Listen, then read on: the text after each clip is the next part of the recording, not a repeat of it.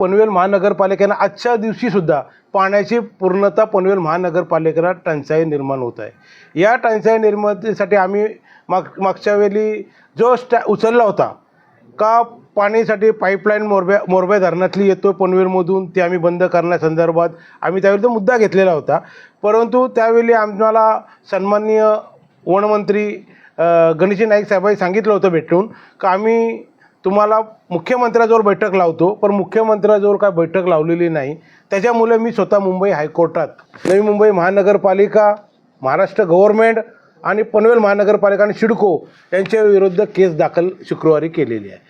2002ला हा नवी मुंबई महानगरपालिकेने हा पाणी आम्हाला मिळावं म्हणून सांगितलं।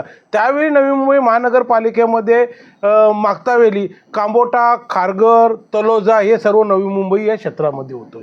2016ला पनवेल महानगरपालिका झाली, म्हणून पनवेल महानगरपालिका झाली म्हणून नवी मुंबई महानगरपालिकेकडे डॅम गेलेला नाही। आणि 2012ला हे लक्षात ठेवा, त्यावेळी 2012ला अधिकृत काढलं की हे डॅम नवी मुंबई महानगरपालिकेचं याच्यावरती हे राहणार, अधिकार राहणार।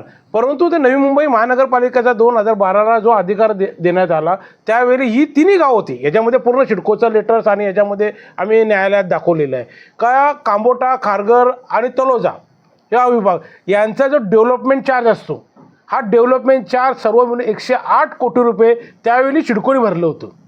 आणि या 108 कोटीच्या पैशावर हा डॅम झालेला आहे, हा नवी मुंबईच्या याच्यावर पैशावर डॅम झालेला नाही। तर आणि तुम्ही सर्वे केलेला आहे 100 MLT आमचे अतिरिक्त पाणी आहे आणि आम्ही हा पाणी आम्हाला 30 MLT एक्स्ट्रा मागतोय।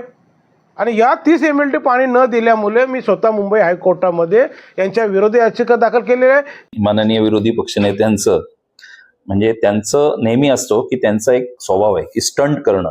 मी नेहमी म्हणतो की ते स्टंट करतात। खरं तर त्यांनी अभ्यास केला पाहिजे।